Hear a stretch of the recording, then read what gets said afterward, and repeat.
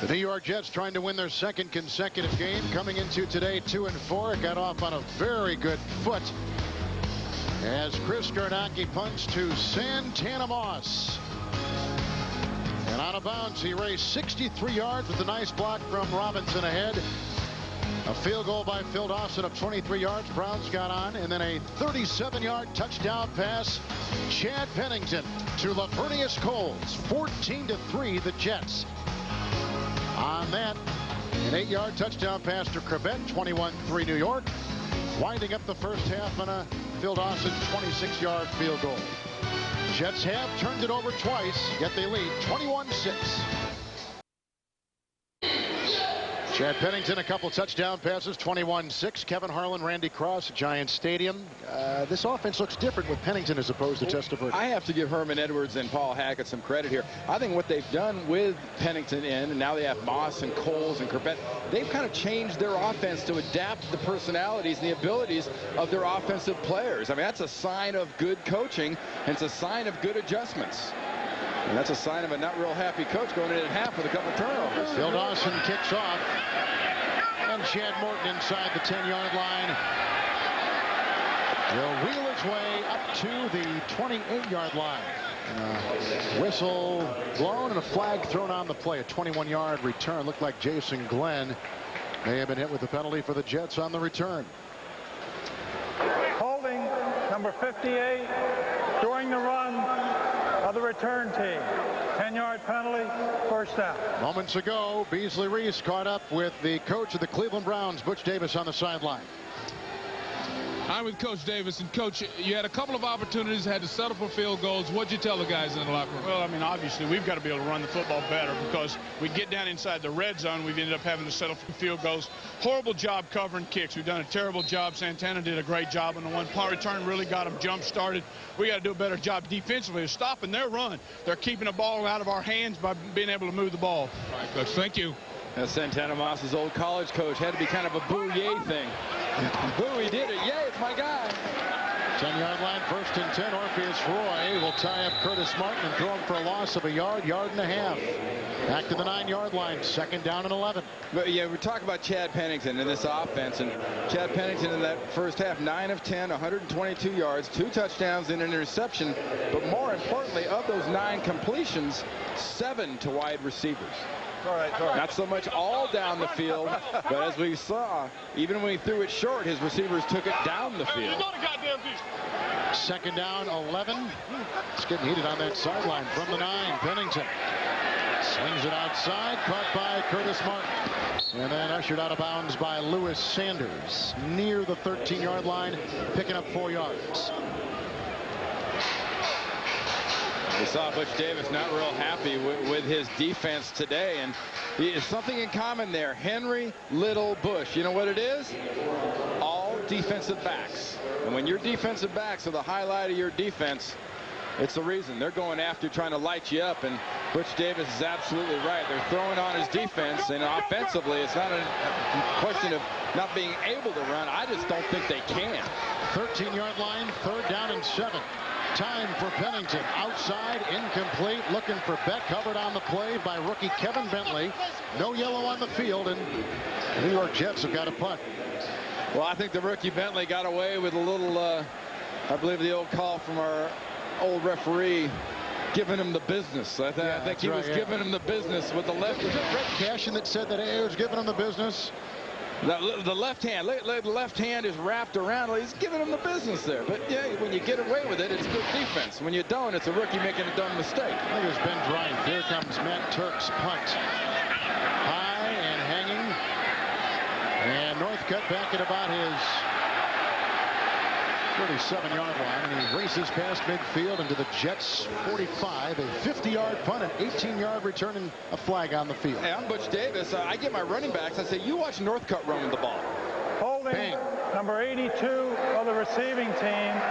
During the kick, the receivers will keep the ball after the penalty for their foul. First down. Steve Hayden, the backup tight end. Well, you like the way Northcutt runs, north and south. Just go get it. Yeah, right.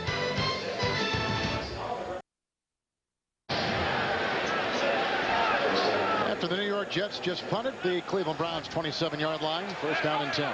You talk about them being a passing team. They being the Browns. Tim Couch 6 of 7 for 54 yards on first down. They canned off to White. Here comes Couch, winding up and throwing incomplete. No flag on the field, aiming for wide receiver Kevin Johnson, who was so much a part of the offense. That was interference. You think it was? He was bumped. He was bumped, though. Damian Robinson was covered. Incomplete, second and 10 coming up. Get all your fantasy football updates and check out other great fantasy games. It's all at CBSSportsline.com or America Online. Keyword CBS Sportsline. 27-yard line, second down and 10.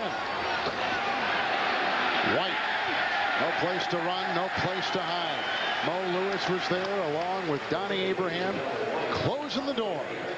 Loss of even a yard, I think, on the play. They mark it back near the 26. I tell you, with the blocking that the running backs, not only White but also Green, are getting from the running game as far as up front with the offensive line, they call it running plays. Almost got to look at Tim Couch and go, do I have to? Yeah. Is audible out of the question? Let's call it third down, a long 10, short 11. Couch, nice time. Now he's on the run, being chased by a host of Jet defenders and finally lassoed by James Darling at about the 37-yard line. And shy of a first down by the smallest of margins. And I would assume they're going to measure. You saw the difference in a quarterback who's thinking slide and protection and a quarterback who's thinking first down here.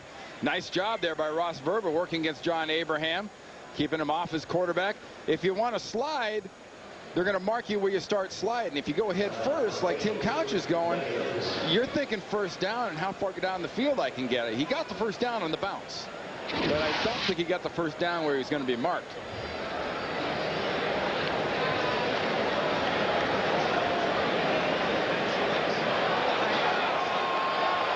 That's a first down. Wrong again? Well, but it was by a whisker. If you're guessing them up here and it's a whisker difference either way, you got better eyesight than most people out here. But a nice job by Tim Couch. And he's got to at times feel like, not that he's in this alone, but that everything is on him. You know, everybody says, I'm coming after this guy. If I have to stop anybody here, I'm stopping him. Jamel White backfield, 37-yard line, first and 10. No one to run there. John Abraham was right there, so he turns the other way, and he's wrapped up by Ferguson. Loss of about a yard on the play, maybe 2 back to the 35. It'll be second and 12. Okay, let's put Dennis Northcutt at halfback. And maybe kick returners just run scared better. You know, because most guys, they know people are coming after them, but that offensive line up front is not doing the job. And I guess, you know, half the argument is they're not doing the job. The other half of the argument would be, you know, the Jets defensive line is doing a heck of a job. But, I mean, it's not like there's not even a crack to run through. They are getting stuffed. William Green is in, second down 12, 35-yard line.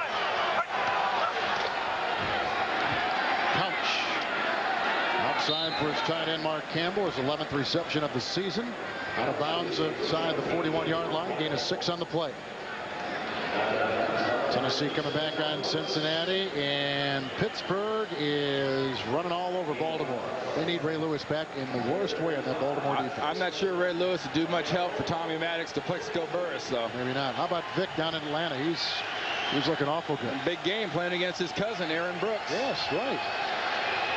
I tell you, Michael Vick is the real deal. Michael Vick, with the proper amount of coaching and nurturing, will be the next generation of quarterback in this league. He is amazing, amazing physically. Third and 6, Couch. Deflected incomplete, looking for Quincy Morgan. Covered on the play by Ray Mickens. And like the Jets before them, the Cleveland Browns have got a punt. And what I just say, you know, Tim Couch has got to think sometimes I'm in this myself. He got protection. The line gave him protection. Does he have to catch it too? His receivers, how many times have we seen Cleveland receivers today get hit right in the chest? And cough it up. And cough it up. The ball doesn't get caught. Catch it with your hands, not with the numbers on your jersey. One down on the 4-yard line. They coughed up. Here's Gardaki's punt. They got Morton, and Moss back at the 9-yard line. Santana Moss. It's a block from Morton. Finds the sideline and trips over, I don't know what, the turf or maybe his own feet, but he's out to the 29. The AstroTurf right there. AstroTurf, Santana Moss might still be running. Yeah. He'd be like a rocket. I mean, he would just take right off. But even a skilled guy running on this field, it's like a Ferrari with bald tires. You just get no grip. He just blew a tire right there. We're talking about the field as we were going away. It's comes up in chunks.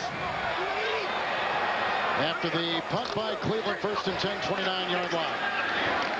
And a dive to the 31-yard line and a gain of 2 on the play by Curtis Martin, brought down by Orpheus Royce. 2nd down and 8. And the field is what it is. And to the credit of the folks here at Giant Stadium, they're doing everything they can to, at halftime, sort of do a little fix it and a little bit of repair. And it looks better, but the problem is once you start playing on it again, the gashes and the divots and everything else just sort of come back. That the footing is not very good in this experiment to go to grass in this stadium. 2nd down 8 outside the 30. Okay. Play action by Pennington. And dumps it off outside to Richie Anderson, who twirls his way near the 33. Well, then why can they grow grass in Green Bay? Why can they grow grass in Chicago, but they can't grow grass in New York? Well, this field is in trays. Right. This isn't just your basic field. Exactly. It's in trays and in sections. And it was a great experiment. I was here doing the Jets preseason when they first started to do it. When it was AstroTurf with grass over it. Yeah. And to the sideline and Beasley Reese. All right, thanks a lot, guys. You're talking about the surface. I have it on very good authority that they have had conversations with the company that does a turf that is somewhere between AstroTurf and real grass. I won't call the name of it, but it is a turf that feels like grass, looks like grass. They use it in Seattle, in Washington Stadium. So there's some conversations going on. Well, Bees, that was my question. In Seattle, they've got that brand new turf, and didn't they just put that in Texas Stadium in Dallas? Yeah, they did. During the couple-week process, we were there for the football game with Tennessee and Dallas, and they decided to do that in that break period for a couple weeks. Now, in all honesty, you've got 2 teams using the same field, and every weekend there is a game here, and it's tough to rehab, and it's tough to do anything in a 6-day span, which is what this crew is faced with. Yeah, I think it's a monumental task to try to do what they're doing. But I mean, it's honorable, but people talk about having, the people here want a Super Bowl in New York. Well, on this, it's just not going to happen. And in all fairness, Herman Edwards and Terry Bradway of the Jets and Ernie Accorsi of the Giants and Jim Fossil, they have teams that are fast. Herman's team is fast. Lavernius Coles, Santana Moss, their defensive line, their defensive backfield. They are made to be on a fast surface, and they are handicapped playing on a field like this. They cannot really have their true personality without the footing and the speed that a firm surface would give them. Later this year, there'll be more games played in this stadium than any stadium in NFL history. So they've got their work cut out for them. And we're not even in the bad months of weather yet. Well, the argument, too, against that is, look at a guy like Jumbo Elliott who's in the game for the Jets. Is, even an old guy like Jumbo will tell you that this new surface they've come up with now is much better than the old AstroTurf, and it doesn't wear out at all. Kareem McKenzie walked off under his own power. They've got Jumbo Elliott in there, 3rd down, and a short 5. Pennington's going to call time and burn his first time out of the day. So while he goes to the sideline, we'll pause as well and get an update on the McKenzie injury on the Jets line. Jets just took a timeout. Chad Pennington went over to the side to visit with the Brain Trust. No word yet on Kareem McKenzie. Jumbo Elliott remains in there at tackle. Hey, and if I'm Butch Davis's defense, you're looking at Word 90, top of the screen, defensive end going against Big Jumbo. I'm going to check his ancient water a little bit and see how things are working. Jumbo at the left tackle. Fabini moves over to right. 3rd down, short 5, 35. Pennington. Quick cross, throws him back. The Coles. Incomplete. The Jets have got a punt for a 2nd straight time. in this second half. This week on The Late Show, Dave's all-new show. Don't miss brand new stand-up from Jerry Seinfeld. Plus Christina Aguilera, Foo Fighters, kids in Halloween costumes, and the latest Survivor Castaway. It's all new this week on The Late Show, right here on CBS. That's a great movie Jerry Seinfeld has about the life of a comedian. Everybody thinks it's kind of a funny laughing games thing. Really, really well done. Oh, almost blocked. Jackson just got in front of Turk, and I think may have altered that punt just a hair, thus giving Cleveland some pretty good position at the 39. Butch Davis right now is saying, guys, get out there and get me points. It's that time of year. Frost on the pumpkins. Halloween this little week. trick or treat. I never understood how come it gets dark earlier when little kids have to go out and trick or treat. Why not after Halloween? In the backfield, Jamel White, first down and 10 from the 40-yard line. Couch rears back and fires a pass, which is caught by Johnson. Was he in bounds? Yes, he was. And right No. Well, not maybe overruled. That was a great college catch by Kevin Johnson. One guy said yes, one guy said no. We're going to talk about it. Ball one. You sure looked like he was dragging that left foot. Watch it again. Watch his left foot the ball. drag. Okay, when does he have it? Has it? One. No. One more time. No, if I'm Herman, I'm throwing a little red hanky out there, and I'm challenging this thing. Well, he's got it in his hand, as you can see. See, it's not so much when he gets his hands on it. That's his rule. It's when he gets it in the right there. That's not a catch. This will be the most definitive one. I think it's a catch. I think he drags that left foot. You know, when does he catch it? He catches it there. I know he dots that left foot, but I'm not convinced. I just don't think he had the ball at that time. But maybe that's just me, and maybe that's just Herman. But Herman's going to have him take another look too. Remember, the Jets in training camp had hired the ex-NFL official to be their replay guy, and his son, this ex-official, is I think in his late 70s. His son is an actual current official in the NFL, and they thought it was a conflict of interest, so the NFL wouldn't allow him to do it. It was Tony Terry, who was 78 and the wonderful. Jets are challenging the ruling on the field that it is a catch. Wonderful history in the game, but his son is a current official in the league. I think wisely so, said this is a conflict. However, if you get somebody else who knows this catch, drag, I think it's not going to be conclusive that it will not be a catch. I think it's mainly a matter of when the possession really happens, when he's able to get the ball in. You know, I just don't think it is. But Bob McElwee will have a look, and I think that left foot you're talking about dragging is off the ground and before it's a real catch. It's got to be conclusive because they've ruled it a catch. It's got to be conclusively no catch. Would the tone of your voice tell you that maybe I think it's conclusive?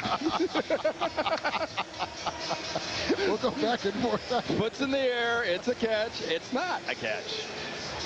No, it's a good job. And I watched the Browns receivers and their coach do this drill for 5 minutes before the game. You know, dragging their feet and getting position. You know, it's almost like, Chris Carter is making a comeback with the Miami Dolphins is the best I've ever seen at these boundary catches of being able to keep your upper body active and putting your lower body to sleep, for lack of a better term. Your upper body's active and catching, and the lower body just kind of goes limp and soft. And that's the case where if you go limp and soft from the waist down there, you're easily going to be in. Catch, drag. When is it? No. Don't be fooled by slow motion. It's not a slow motion world. Now he's got it. And I don't think until he's over that boundary line does he really have possession of the football. I will say this. There was excellent position by the official on that side. Yeah. He was no more than 5-6 yards away. Well, both of them. You had one on the front side, one on the back side. Front side called it catch. Backside had the look at the feet and exactly what the sequence was. So the guy in front says, yes, he caught it. Guy in back says his 1 foot was up. And to me, this is the reason to have replay. It's things on the boundary. In my mind, boundary is not only what you're seeing on the sidelines. Boundary is goal line. Boundary is back of the end zone. Because as good a job as officials do in our league, and we tend to not only find players in slow motion, we tend to analyze the job officials do in slow motion. In full speed, how do you keep track of this game is just amazing by these guys in striped shirts. After reviewing the play, there is not conclusive evidence to overturn the ruling on the field. First down, catch is good, timeout charge to the Jets. So obviously they don't have our audio down there. Yeah, right. Well, the key was, had they ruled it no catch, right, then I think you would have won. It'd have to. It but would have to be they ruled it a catch. It's not conclusive. Yeah. But it was not a catch. And so you get the semantics, and you get into and also ruling becomes one of the reasons important. you do that if you're Herman Edwards too is, you know, like Herm told Beasley Reeves at half, he's not happy with 21-6 and they've made mistakes. He wants to pour it on people. He wants to get on that roll. By the way, that he saw his team get on last year. By the way, the Jets now, because they lose that challenge, 1 timeout remaining, and we're not even halfway through the third quarter.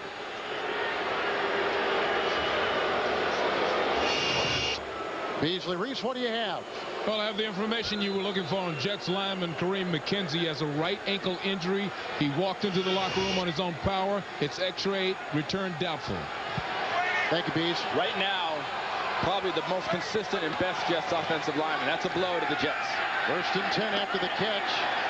And there's another reception for the hard-charging Mark Campbell, who was slowed up and eventually whacked by Donnie Abraham. It's a gain on the play of about 3. So it'll be 2nd down and 7 yards to go. Update from Dallas. 13 more yards needed by Emmitt Smith to become the NFL's all-time leading rusher. Yeah, he had 2 things going for him going into that game. One, he had an inexperienced quarterback in Chad Hutchinson. And number 2, he had the worst run defense in the NFL. Thank you. And the Seattle Seahawks. 2nd down, 7, 47-yard line. Counts a quick hitter again. This time Aaron Shea, his other tight end / fullback, and brought down by Sam Garnes. Gain of 1. Ironically enough, it was 3 years ago, going on that Emmitt Smith story, 3 years ago next weekend that the legendary Walter Payton passed away. And that record is more of sort of a career achievement type of thing. Then that does not label you the greatest runner ever. That just labels you as the guy with the most yards ever. 3rd and 6 inside the 47. Couch, good pocket. Outside has the 1st down, going to his running back, Jamel White. What a nice job there. Once again, we talked about the job that, you know, Ross Verba, the left tackle of Cleveland Browns, has been doing, and he just did another really nice job on John Abraham, and Tim Couch was able to stand back there. And when he can stand back there, you flood a zone with receivers. The last man out of the backfield is White. The last receiver in Tim Couch's eyesight is White, and he's the first one to get the ball. So an 11-yard pickup on 3rd and 6 makes it 1st and 10 at the Jet 35. Take to White. And hit as he threw. Incomplete. Abraham got to your quarterback that time. 2nd down and 10. Tonight on 60 Minutes, a woman who loses her job at the FBI charges that people who worked with her were more interested in budget concerns than in capturing terrorists. That's tonight on 60 Minutes on CBS. Yeah, they got up in him that time. You see, from that shot there from the top of the stadium, you saw that strip down the middle of the field. That's trades. It's sort of the, you know, the new side, and there it is, the lime green in the middle, if you will. A little more sand-based part of the field. 2nd down, 10, 35-yard line for Couch. Quick hitter again, this time Quincy Morgan. Hit by Garnes, brought down by Beasley. Picks up 4, and they spot him at the 31. Hey, nice job of tackling. And, you know, we spend a lot of time in this business talking about a lack of tackling in this league, but, you know, Garnes and Beasley there did a form tackle job. Jets, in the first handful of games this season, were averaging 13 missed tackles a game. Last week against the Vikings, for Ted Cottrell's defense, just 3 missed tackles. 3rd down, 6 at the 31. Timeout for the Browns. Back at the Jets. Let's see. Jets. Timeout. Jets. They're out of timeouts with 6:19 to play in the third quarter. New York cannot stop the clock. Why the confusion? 1, 2, 3, 4, 5, 6, 7, 8, 9, 10. 10 Jets on the field. They seem confused. They weren't in the right defense because Herman only had 10 on the field. There is no good defense with 10 guys unless they're all named, you know, Lewis or Urlacher or Ronnie Lott. Or It's a little bit more exciting than that. The Jets usually keep people on the edge of their seat. Third down and 6. No timeouts remaining now for New York. The rest of the game. Couch throws outside. Dropped by a normally sure-handed running back, Jamel White. Incomplete. Now 4th and 6. What do you do? You go for it here. You don't kick a field goal. You go for it because, you know, Tim Couch after that play was 6 of 7 on this drive. And again, he's victimized by a receiver not holding on to the ball. The ball was laid perfectly into the hands of Jamel White. No excuse there. Browns have to get to the 25. Little confusion for the Jets defense. They take out Sam Cowart. They bring back in Garnes. 4th and 6.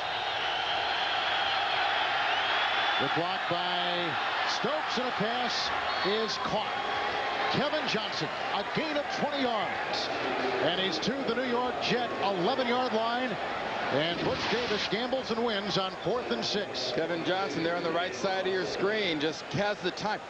See the clearing, see all the patterns, folks. See how far he is down the field. You know why that happens? That happens because that entire offensive line that's been doing such a sorry job of run blocking is doing an excellent job of pass blocking. First down, 10 at the 11. Red zone numbers today by the Browns. Twice they've had to settle for field goals. He's hit and brought down at the pass away. Josh Evans was handcuffing his ankles.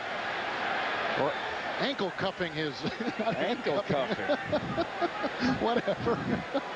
That's a very, very dangerous pass by Tim Couch to try to get that off. You know, sometimes you just got to put a little condiment on it and eat it. Because you just sort of flip it out like that because Josh Evans has your feet. That usually goes the wrong way, the wrong direction, and costs you points. 9 straight passes, though, for Tim Couch. They've dropped the pretense. They're down by 15. They're just going to chunk it. Second down, 10 at the 11. Empty backfield. White on the fly. Couch in the pocket. And a pass, which is caught in the middle by Kevin Johnson near the 5-yard line. Tackled on the play by Sam Cowart. It'll be third down after that gain of 6. Third down, about 3 to go. There's Kevin Johnson running in the slot. Comes underneath. I mean, Bruce Arians, offensive coordinator, is doing a nice job pass-wise of mixing things up and bouncing things around for Butch Davis's offense. The problem is, without a running game, both times that the Browns have gotten down here, they've absolutely sputtered and stalled. Third down, short 4, long 3 at the 5. Empty backfield. Couch.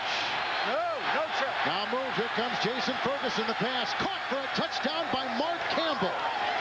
His second of the season. And the Cleveland Browns are back in business. Christmas comes early for the Browns tight end Campbell. Butch Davis yesterday lamenting the fact that tight ends aren't more involved. Here he comes. Here comes the tight end working across the field. Look at the angle. From the regular angle, you said, where is he throwing it? He can't be open. Nice anticipation by Tim Couch. He waits, he clears, he throws. Dawson's extra point on the Gardocki hold, and it's 21-13. And the Browns needed that in the worst way. Tim Couch just throws his 6th touchdown pass of the season. Momentum shift in the game just a bit for him. It can ebb and flow back, but I will go back to what Butch Davis told Beasley coming off the half here is how bad his team was covering kicks. You've got to get this ball down the field, and you've got to cover this kick like your tail's on fire. You just got to run as fast as you can and knock down as many people as you got in your sights. Chad Morton deep back. Here's the Dawson kickoff. And Morton at about the 5-yard line. He's got 2 kickoff returns for touchdowns this year, but stopped in his tracks by Chris Atkins. 12-yard return. And the Jets will take the field with their offense, having 2 consecutive 3-and-outs. Who is the best running back in the NFL? Log on NFL.com. Marshall Faulk. He is the best. There's a lot of good surprises there. LaDainian's a good young one. Priest Holmes is the new sort of complete package in the league. Ricky Williams, goodness knows, he lost a little weight playing well in Miami, but the best is still Marshall Faulk. He's the guy everybody's measured against. 18-yard line, 1st and 10. Moss in motion. Pennington. Play action. Hit by Lang. Throws a pass. Incomplete. 32-yard line. Intended for tight end Anthony Becht. The defense for the Browns, as we said before, has authored 2 straight Jet offensive 3-and-outs in this half. And the Jets again trying to take advantage of the middle of the field.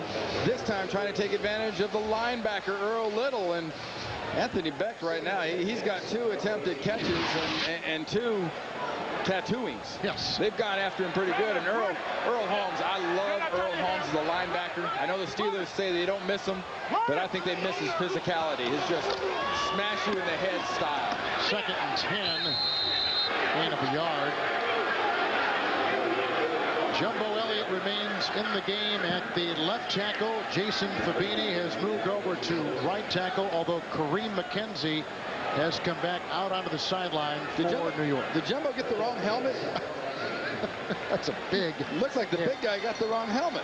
He looked kind of small. He was a coach last year for this team. Yeah, he found out 2 things. Coaches work way too many hours and make way too little money. He figured he'd be he'd be a mentor, pays better. 3rd down 9, 19-yard line for Pennington.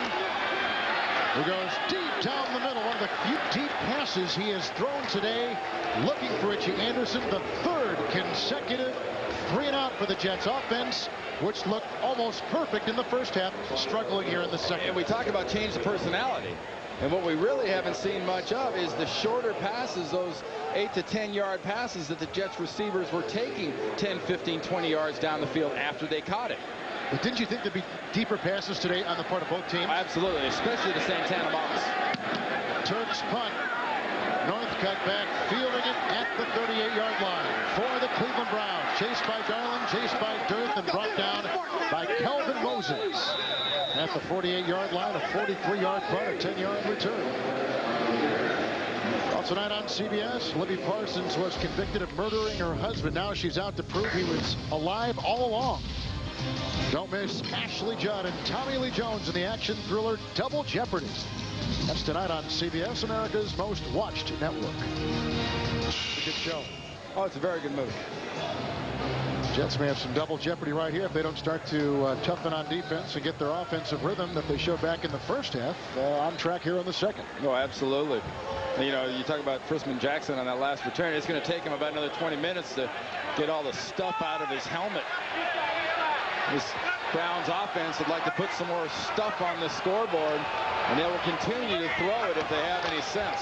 49-yard line, 1st and 10. Couch down the middle and dropped incomplete. Aiming for Andre Davis, the rookie. Excellent play there, though, by Sam Garnes. Number 42, the strong safety for the New York Jets back there. Because Tim Couch gets the protection. He's going for this part of the field right here. Watch the pass. Just a very nice job at the last minute of Garnes getting in there and distracting the receiver. 2nd down and 10, 49-yard line. Couch, it would seem to need more of a rhythm guy. Needs that rhythm to keep his offense going. Every good quarterback needs that rhythm, needs that protection, but I think it's especially true with him. A pass across the middle, caught by Andre Davis once again, and about a 7.5, 8-yard gain down to the 43. Let's check in with Jim Nantz in our studios in New York. All right, Kevin, at Kansas City, the Chiefs lead the Raiders, and for the 15th time this year, Priest Holmes finds the end zone. Janikowski just kicked the field goal a few moments ago. 4th quarter, 13-10, Kansas City back to Kevin and Randy. Thank you, Jim. No one has more touchdowns in the NFL this year, receiving and rushing combined, than Priest Holmes of Kansas City. 23 points. Those two teams usually score that a quarter. That's right. 3rd down, 3 from the 44. Here comes Ellis, and Couch had to throw it away. He had a running back in the vicinity. They've thrown a yellow flag, but there was a running back right there, James Jackson, at the point. The receiver in the area. There is no grounding. That's a great job coordinating between Bob McElwee and his crew. Yeah, good call, right call. I believe it's his umpire right here, Tony Silveri, makes the difference. And see, the running back's right there, number 29. He's enough in the area that is not a grounding call. Chad Pennington has thrown a couple touchdown passes today. Santana Moss has returned a punt, 63 yards. He awaits the Gardocki punt back at the 10. And now, on 4th and 3. Tell me you didn't just do that on 4th and 3. The Jets are going to be called. Well, it appeared to be on the Jets. We'll see. Ball start on the center. Oh, and a great call for New York and a tough one on Cleveland. We thought there for a second maybe they were going to be given new life. I spent about 12 years doing that in the league, and you have no idea how rare that call is to be called to call the center. That center usually moves and rocks that ball around on a consistent basis. It's Ryan Keel who is the Cleveland center. That's a huge break for the Jets because it looked like a major mental mistake. Moss awaits, bad snap from Keel, and just gets off the Gardocki foot and dies. It's alive. It's down inside the 5-yard line. Oh, touchback. They say it crossed the plane. The ball crossing the plane. 49-yard punt.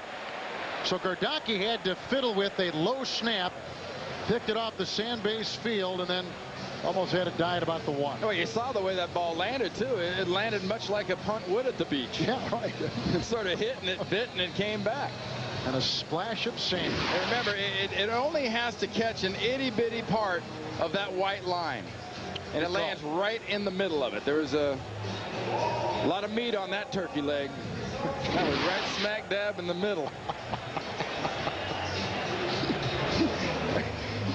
It's got to be a West Coast. Well, it wasn't a little morsel of meat. It was the whole bone. I mean, it's time. You know, next month is Thanksgiving. We're talking bird. I'm getting that kind of tryptophan craving working. 20-yard line, 1st and 10. Curtis Martin. And a block on the play from Gerald Soule. Not much there. No gain, in fact, on the play. The defense of Cleveland has improved. Earl Holmes makes the stop. And coming into this game, the real story for the Jets has been their time of possession or lack thereof. Next to last in the league at 26 minutes. And today, you know, the impression would be that it hasn't been a gigantic problem, but you're wrong. 15 minutes, and it's something. Herman Edwards last year was at one point they were almost about an hour behind the other team. It's getting near that point right now. And the defense gets worn out. Late in the games, it really shows up. Jumbo Elliott remains the left tackle. 2nd down, 10. Oh, Pennington hit him. It's an interception by Courtney Brown on a hit by Gerard Warren. Big defensive play for the Cleveland Browns. That is the 3rd turnover by the Jets and the 2nd interception off Chad Pennington this afternoon. It's Courtney Brown right here at the bottom of the screen, number 92. Jason Fabini can't handle him. Warren gets a sack on Chad Pennington. And watch the alert play there by Courtney Brown, though. Fabini can't hold him, or is holding him a little bit, but the play was made by Gerard Warren, the other top pick. So you come into this game, you kind of wondered what's happened to Butch Davis's D-line. Well, they're back. I guess the question you got to ask is, where's that bad Cleveland defense from the first half, and what did Butch do with it? They've officially called it a sack and a fumble, not an interception. At the 11, 1st and 10. Couch right to work, sidearm delivery, and throwing to his tight end, and it's caught on the play by Campbell, who caught a touchdown earlier in the game. He's at the 5. He picks up 6. 2nd down. And we talk a lot about halftime adjustments. And the first impression on a halftime adjustment is twofold for me. One, the Jets defense decided that Butch Davis's wide receivers were way too open. They were going to try to do something about it. The result, his offense is getting the ball to the tight end more and hurting the Jet defense in the middle of the field. The second and more important adjustment, this Cleveland defense has come out possessed in the second half. Green is in. 2nd down, 4. The rookie Green Dancing his way, then drilled by Damian Robinson, and gets about a yard near the 4. That's it. 3rd down and 3. They got to get inside the 2 for the first down. See, I'm not a real big believer, Kevin, in the saying that you got to run the ball to keep Ted Cottrell's defense honest, or any defense honest. If you can't run the ball, they will ignore it. They might smack you and tackle you on the way to the quarterback. But if you're a Jets defender, you're thinking pass every single play. And right here, you're thinking quick reads and crossing patterns. White is back in. Green on the sideline. Confusion on the line of scrimmage for Tim Couch, and he calls a timeout. Cleveland has 2, and of course the Jets have burned all their timeouts. 17 seconds to play in the 3rd quarter. The Jets just fumbled, and Cleveland is in scoring position. Thursday after CSI, don't miss the new hit drama Without a Trace. It's so full of twists and turns, there's no way you'll guess how it ends. And all new Without a Trace, Thursday after CSI on CBS, America's most watched network. With Randy Cross, Beasley Reese, our entire CBS crew, Kevin Harlan here at Giant Stadium in the Meadowlands. And Ted Cottrell on the sideline, it's a hard thing for a defensive coordinator to try to sort of guess along with an offensive coach, especially when he's put the Cleveland Browns in the situation they're in. It's not like you have to guess which run they're going to get in here. It's because they're not going to give up another rushing touchdown. I could almost guarantee you that, which is probably the kiss of death for the Jets defense. But they're looking at their wide receivers. They hurt you last time with the tight end. I want to challenge them and say, try to beat me with somebody like that. 4 wides and a running back right now for Cleveland. Jamel White in, 3rd down and 3 after the Cleveland timeout, inside the 5. Great time for Couch. Gets away on the run and to the end zone, touchdown. And it's caught by Andre Davis. That is his 5th touchdown reception of the season, and Tim Couch has thrown his 2nd touchdown of the day. You know, when Herman Edwards came in at halftime and said he didn't like what his football team had done in the first half, it sounded a little bit like he was just being a little unnecessarily rough on his guys. He knows his football team a lot better than we thought. They're going for 2. The football team has come out flat, and they're going to face this offense is going to go for 2. It's going to be a pass, and Tim Couch does an excellent job of evading the pressure until his receiver can get open. 21-19 the Jets. The fake handoff. Couch grabbed, brought down by Evans to the end zone and caught for the 2 points. Dennis Northcutt out-duels Damian Robinson. And we are tied as the Cleveland Browns have scored 18 unanswered points against Ted Cottrell's New York Jet defense, tied now at 21. And that look on Ted Cottrell's face says it all. Herman Edwards watched his defense earlier this year play like they were disinterested and not hustle. Look at White get in on Tim Couch. Couch just throws this up for grabs. This is nothing more than Dennis Northcutt paying attention. Dennis Northcutt seeing where the ball is and taking advantage of the defensive backs not knowing where the ball is, and him just flat wanting it more. That is some kind of play by Couch. It's a great play by Northcutt. It's a nice play by Couch, and it's a case of just the Cleveland Browns wanting it right now a lot more than the New York Jets. Jets are way too comfortable, and right now there's nothing comfortable about this Browns defense or offense. Jets led at one time 21-3 on a punt return by Moss and 2 touchdown passes by Pennington. And now 18 unanswered points by the Cleveland Browns. We're tied at 21. Look at Herman just walking up and down the sideline, kind of shaking his head, and you got to think, going through his brain has got to be, I saw this coming. You remember what he said going at the half? I mentioned it earlier about not being happy with the mistakes his team has made, and they haven't made as many mistakes in this second half so far, but the passion and the fire has been missing.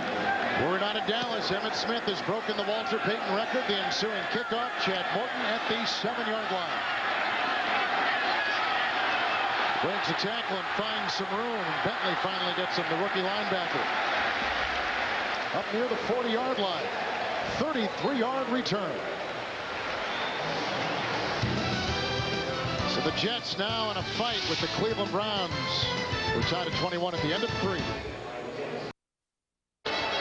We're about ready to see a Jets offense in the second half that has run 11 plays and gained a meager 2 yards. Not much passion on offense, a lot of passion on defense. 41-yard line, and it's the first play of the fourth quarter. A pitch out to Curtis Martin, chased by Rudd, slips by him, bounce it out of bounds, close to a first down by Earl Holmes. 9-yard run for Curtis Martin. Let's go to New York and Jim Nantz. All right, Kevin, you talked about it. Here it is just moments ago in Dallas. The historic carry that put Emmitt Smith past Walter Payton, the all-time rusher in the history of the National Football League. Michael Irvin celebrating. They had a 5-minute celebration on the field in Dallas. And let's take it back to Kevin and Andy. All right, Jim, thank you. Congratulations to Emmitt Smith. Second down, 1 shy of midfield. And a hurdling move and a first down flyby with Curtis Martin taking it to the 49-yard line of Cleveland. Let's see if they got it. Yeah, I think one thing that we've talked a little bit about here is passion. And that's something that's typified both these running backs here. The passion they had for the game. I was lucky enough to play in some Pro Bowls with Walter. Just an amazing individual. And actually played in one with Emmitt Smith also. So, I mean, no, I didn't. What am I saying? Wrong Dallas running back, Tony Dorsett. Most yards, greatest ever, Smith? Like I said earlier, it's kind of a career achievement thing.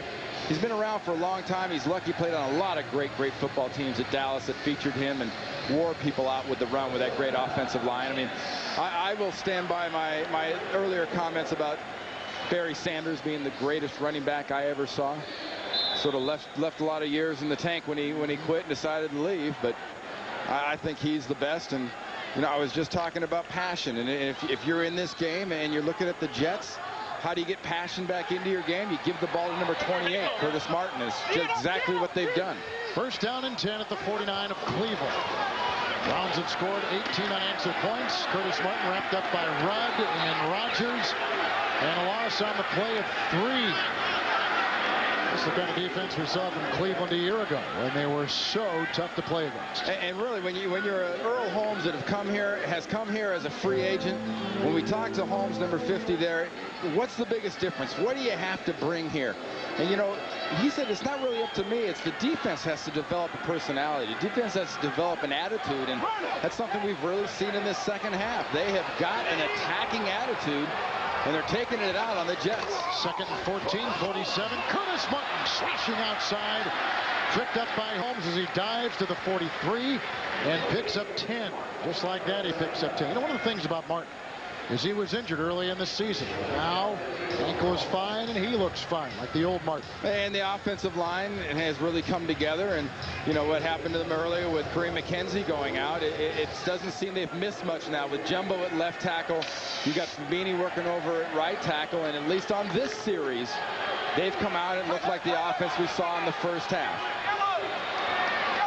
Third down, 4. Jets at the Cleveland 43. Bennington, pocket crumbles a bit and throws down the middle. There it's caught. Wayne Corbett makes the grab near the 40, and I think shy of a first down, Randy, by a yard. That's going to be 4th and about 1. Go for it. That was a very, very good spot by the officials. I'm sure Herman Edwards doesn't quite agree, but Wayne Corbett actually came back for that ball, and by coming back for the ball, got past the first yard or under the first yard marker. That was the first catch by a wide receiver this second half. Jets have no timeouts. They'll bring the chains on, so it's like a small timeout right here. Do you go for it on 4th and 1? Not in this situation. I think if it is truly a full 1 yard, no, you don't even think about it. If you're talking about half of football, then we can talk. I think it's close to a 4 yard. No, this is a punt.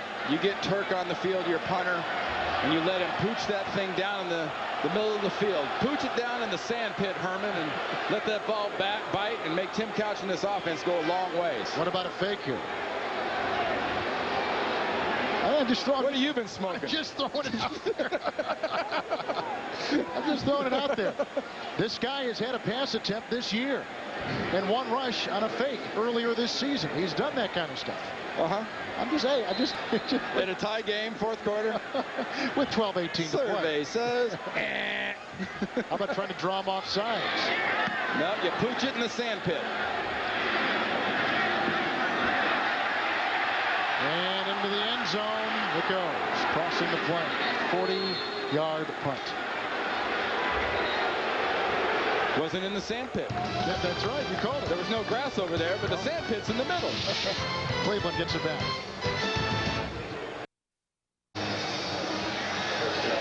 Jets just punted. Cleveland takes over on the touchback at the 21st down and 10. Couch with play action on 1st and 10. This is Jamel White passing into the defense and taken down by a host of Jets. Sam Garnes right there. 9-yard gain. Well, he's up near the 29-yard line. Tomorrow morning on CBS, wake up to something new with Harry Smith, Hannah Storm, Julie Chen, and Renee Seiler. All new early show premieres right here on CBS tomorrow morning at 7 a.m. Eastern Time. Tim Couch now has passed for 266 yards. And the Jets defense has the longest current streak in the league of not allowing a 300-yard pass. 29-yard line, 2nd down and 1. Jamel White has the 1st down, and he is tackled by Marvin Jones up near the 33 and a gain of 4. Remember we talked about stats lie sometimes? I just said something that's a perfect example that stats lie. And if you're paying attention, Jets have the longest streak of not allowing a 300-yard passer. Well, you know why? For about 5 or 6 weeks, they're allowing about 200 yards a game rushing. Right. So teams weren't bothering to throw the ball against the Jets. Cleveland, on the other hand, is a team that has to throw the ball. 1st and 10 for Couch. It's White. Stopped up, brought down Jason Ferguson.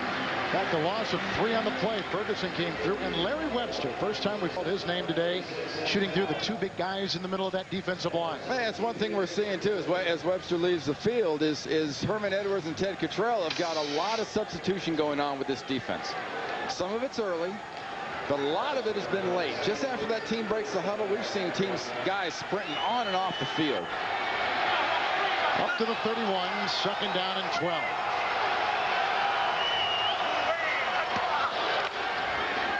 Outside, caught by Northcutt, chased by Lewis, flies by him. Finally, Damian Robinson throws him out of bounds on the sideline near the 45. Pick up of 13 yards, a Cleveland 1st down. I still say, Cleveland Browns, let everybody run like Dennis Northcutt. This guy gets the ball, and he isn't thinking anything. He's not thinking moves. He's not thinking who's blocking in front of me. He's thinking, let me get up the field as far as I can before somebody tackles me. And he's truly been labeled an underachieving player in the NFL. Well, four touchdowns this year. Except this year. None coming in. Right. 45-yard line, Jets offside, 3 down, here comes White. Another flag is thrown, tackle made by Evans. And there's a lot going on here, so we'll wait, let the dust settle, or in this case, the sand. Offside, number 94, defense.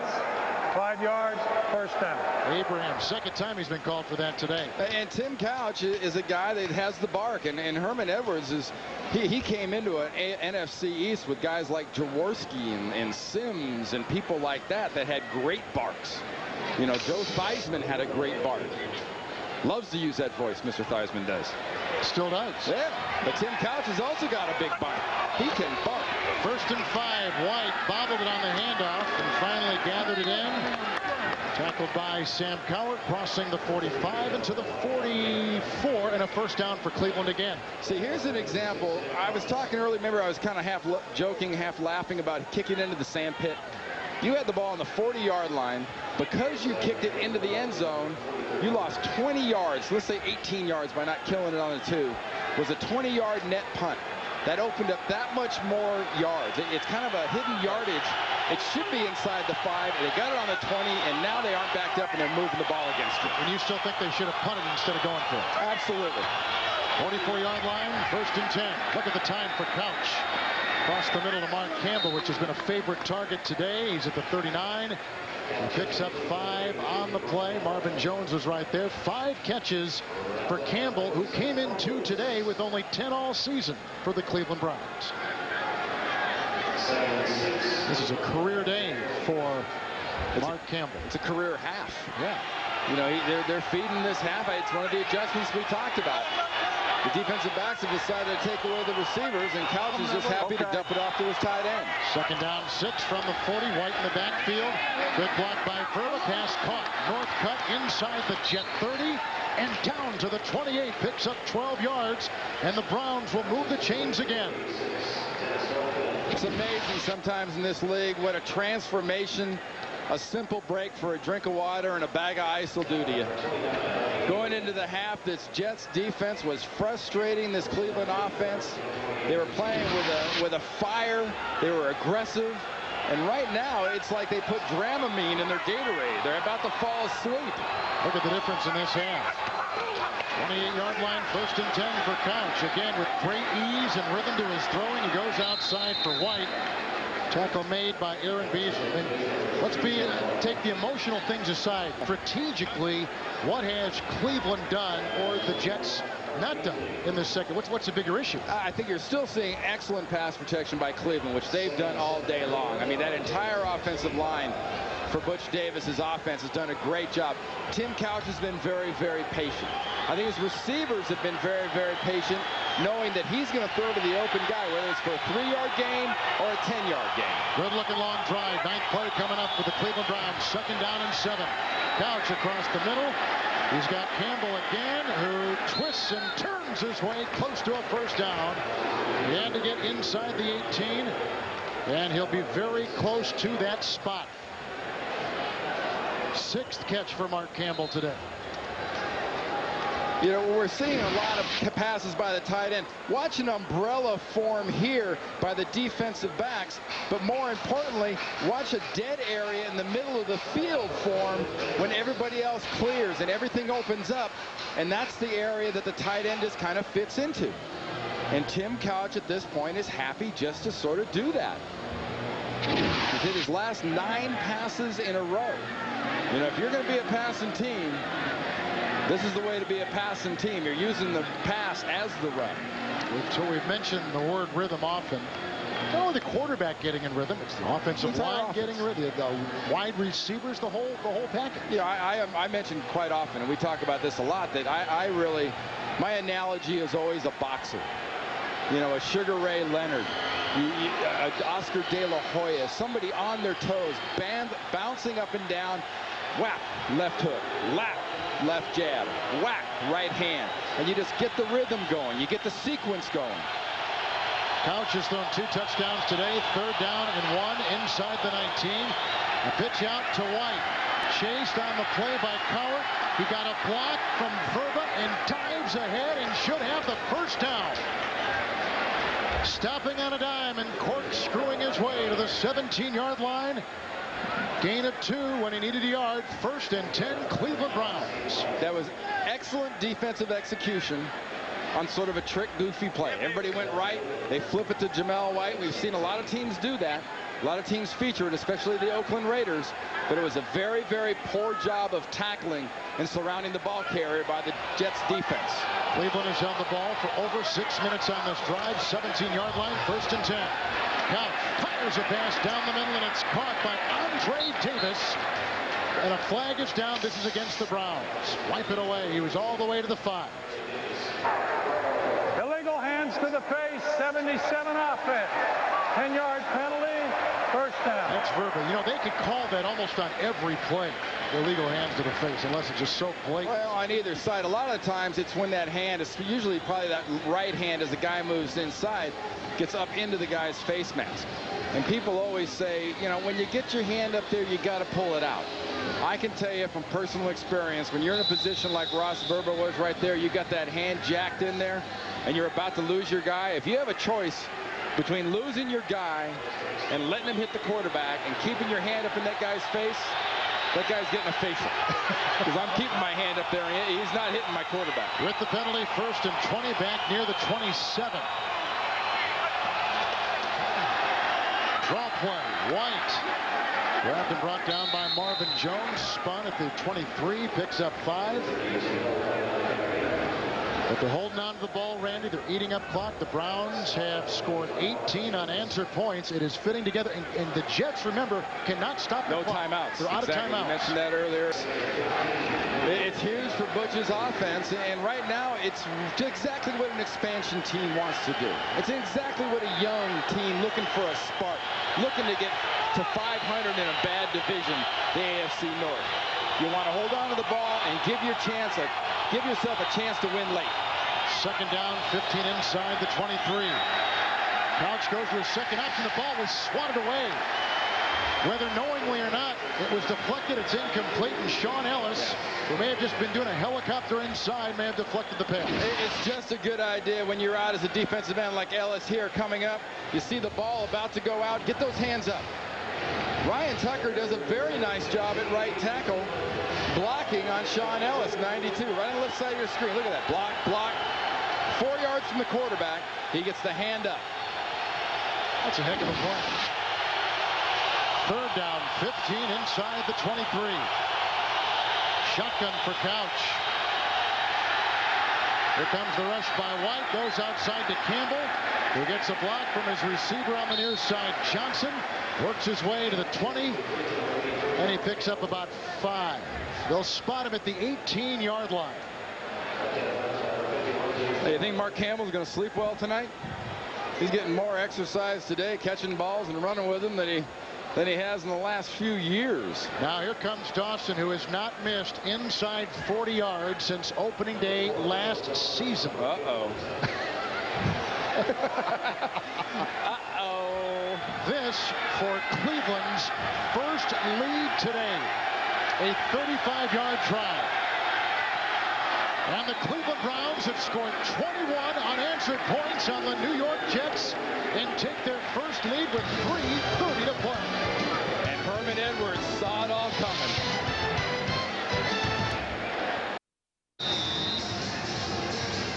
After the field goal by the Browns, here's the ensuing kickoff by Dawson. Chad Morton got a nice block and a flag thrown on Ferguson, I believe, who threw the block downfield on Andre Davis. It is against the Jets. You don't throw a hold. You throw a block. You grab a hold.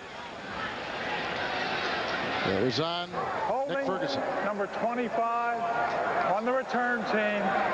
10-yard penalty. First down. You know the problem a lot of times too is how you go down, Kevin. When that guy goes down twisting or like straight to the ground, the official goes, oh, it must be a hold.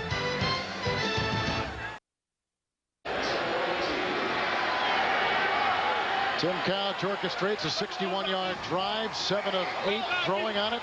They look great. Browns have the lead. First and 10 for Pennington. Lobs it across the middle to Curtis Martin.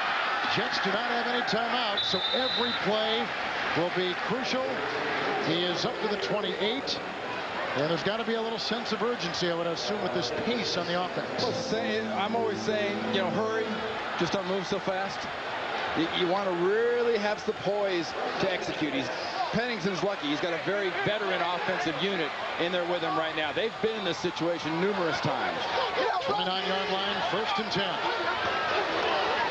Outside quickly for Coles against the grain he runs, and finally brought down after a gain of 5 inside on a Hambrick tackle at the 33-yard line. Still standing, a Hit New Comedy Mondays, 9:30, 8:30 Central on CBS. 34-yard line, second down. And there's no panic in this Jets offense. It's a great time right now just to show your patience, take these chunks, and keep moving the ball down the field. Second and 5, Martin tangled up by Brant Boyer. Gain of 1. Paul didn't like the play calling of Paul Hackett. He's near the 35. It'll be third down. There's still a good little distance to go, 4.5, 5 yards. The crowd may not like it, but, you know, Herman Edwards has a quarterback in there that last week went into the huddle and said, here's the play. I don't care if you don't like it. Just run it. If he calls it, make it work, and they didn't.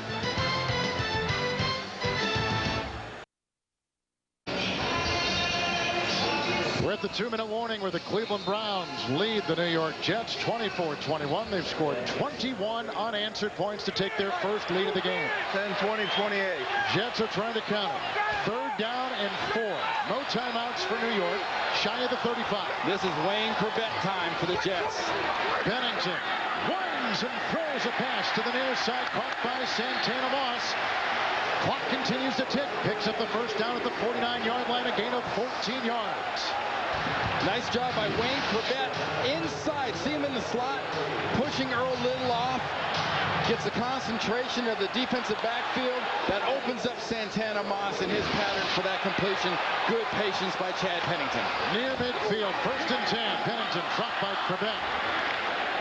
Incomplete, 44-yard line, 2nd down and 10. The Browns have been in some tight games this year and lost 2 of them at least right there, to Kansas City and Pittsburgh. And both heartbreakers. Kansas City with that penalty on Dwayne Rudd that enabled Kansas City to win. Pittsburgh, remember, blocking the field goal on 2nd down. The ball goes behind the line of scrimmage. They get to kick it again and beat you. Todd Peterson hit it.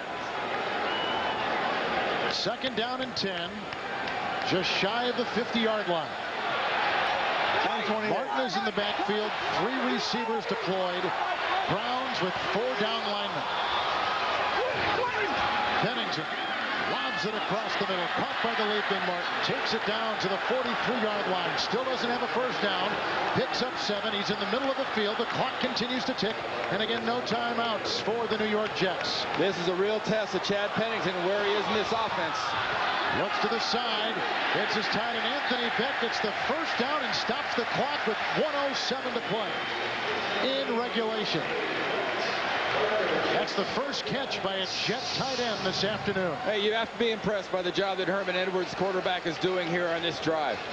You know, teams tend to reflect the personality of their quarterbacks. And for all the let's get cheerleading done and let's be headbutting linemen, this is the time of the game for a quarterback to just button up, get that laser vision working, and have a calmness that he can exude and give to the other players on his offense. And that's what Chad Pennington has done so far right now. 8th play of the drive, 39-yard line, 1st and 10. Pennington winds and throws, intercepted. Picked up by Sanders. A flag is down as Lewis Sanders comes up with his 2nd career interception. Well, let's check the flag, which rests at the 27. It's against the Browns defense away from the ball. Illegal contact down the field. Illegal contact, number 59 defense. 5-yard penalty, automatic first down. That's rookie linebacker Kevin Bentley. And when you're a team that has lost 4th quarter leads like this Browns organization has, it just makes it, you get these situations, you're not expecting something like this to happen. Something like this just happens. And tee it over the hump, and you're able to just get in this situation and smack that offense and stop them. People will always think it. Under a minute to play. Jets no timeouts. 1st down and 10. And Pennington across the middle, incomplete, going for his running back, Richie Anderson. Jets led at one time 21-3. The Cleveland Browns have come back to score 21 unanswered points.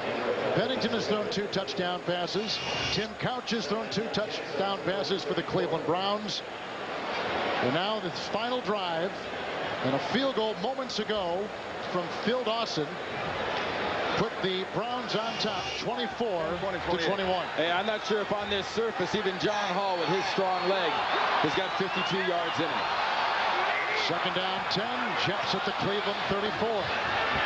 Bennington hit, gets away from Ward, scrambles and throws a one-handed bobbling catch made by Corbett.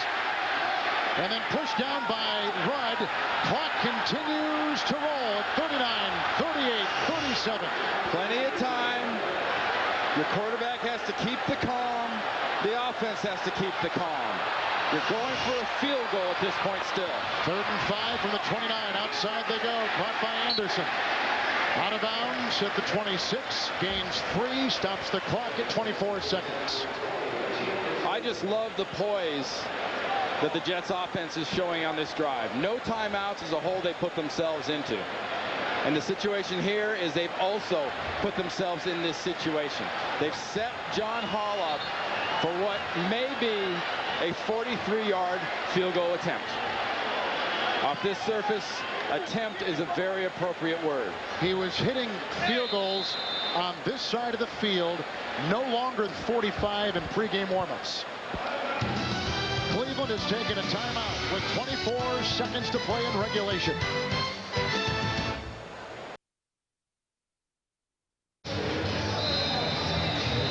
At the break of the third to fourth quarter, John Hall was in this very area of the field behind the other offenses when they were at the other end, looking at the ground, searching out a spot, a firm place of footing where he thought he could kick from. He struggled in warm-ups. Hall had one block last week. Turk the snap, Turk the hold. This to tie the game from 44 yards away. Blocked again! The second consecutive week that Hall has had one blocked. 16 seconds to play, and Cleveland may have just sealed the victory with that blocked field goal attempt by Herman Edwards kicker John Hall. This is a gigantic win for the Cleveland Browns and just as bad for the New York Jets. Watch the heart of this block team. See the stack? The first guys push through, the second guys jump. Just a low kick, and I still think a lot of that has to do with the footing and how he can drive the ball. But your team just went to 500 in a division where 500 might win you the division. See the push? Not significant. The ball is low, and Courtney Brown gets in there and blocks that field goal. It was Courtney Brown who got it. That is Cleveland's third block this season. And we have to go back to what Herman Edwards told Beasley Reese at the end of the first half. He wasn't happy with the execution of his football team. He wasn't happy with the turnovers. He thought they had wasted points in the first half. How prophetic were his words looking at the performance of his football team in the second half. They indeed did waste the points that will cost them this game. Courtney Brown is number 92. Right there. Just gets up in the middle of that line and gets a hand on it. A low kick. Not low because it was a long field goal. Low because he had to drive it. An emotional win for the Cleveland Browns in a very emotional week. Their founder, their owner, Al Lerner, passing away this past week. So with heavy hearts, the Cleveland Browns travel to New York and come up with an emotional win and go to 4-4 in this season. There will not be a dry eye in that Cleveland locker room. They love their owner, Al Lerner, and this one is for Mr. Lerner. For Randy Cross and Beasley Reese, Kevin Harlan saying so long. We'll take you to our studios in New York after this. This is the NFL on CBS.